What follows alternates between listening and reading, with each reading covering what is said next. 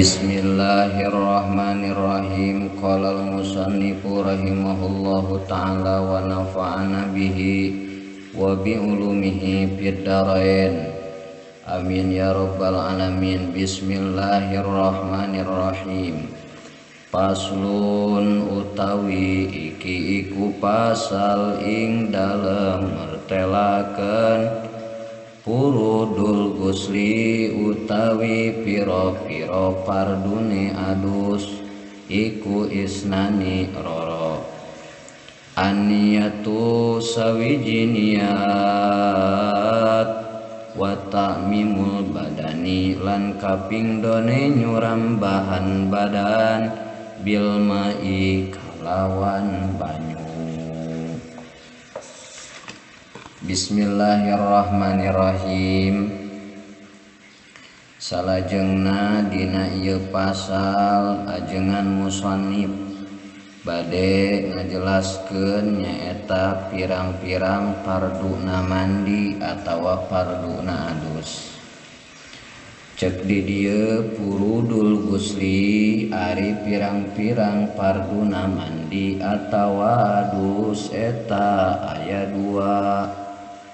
Jadi fardu mandi atau adus eta aya dua. Mana anu dua teh?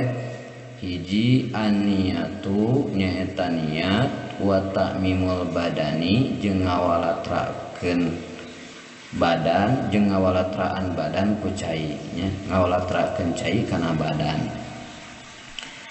Nu kahiji nyaeta niat. Niat ieu jadi fardu dina adus. Dawuhan Kangjeng Nabi, innamal a'malu binniyat.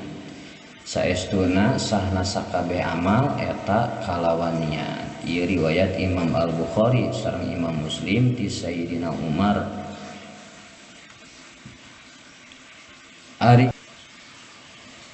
Ari tata cara atawa kaifiatna mandi wajib nyaeta anu junub niatna raf'al janabah atawa niat raf'al hadasil akbar. Niat ngaleungitkeun hadas gede.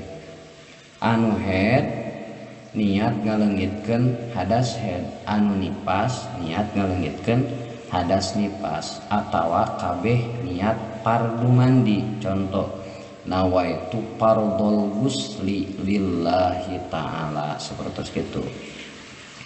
Nah ieu niat kudu dibarengan jeung awal fardu nyaeta pangheulana anu dikumbah tina badan, naha ti luhur badan atawa ti handap badan ya.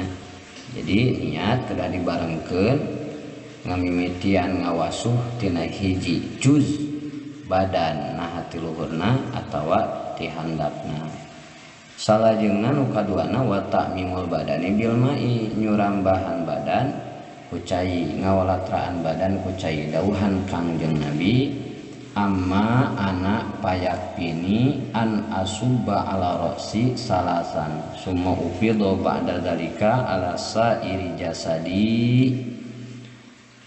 Anapun saur Kangjeng Nabi, kaula dina mandi tina junub cukup ka kaula mancurkeun cai kana sirah kaula 3 kali.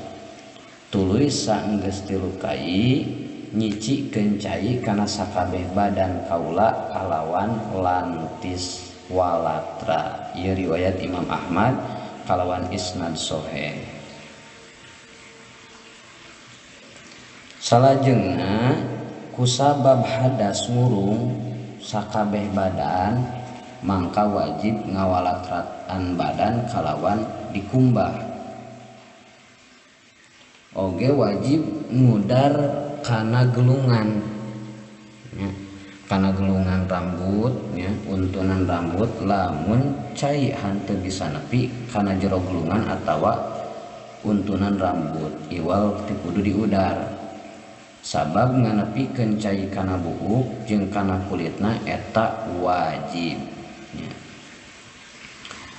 Ari pasunahan dina mandi atawa adus nyaeta nu kahiji maca bismillah bareng jeung niat mandi. Nu kadua wudu heula samemeh mandina.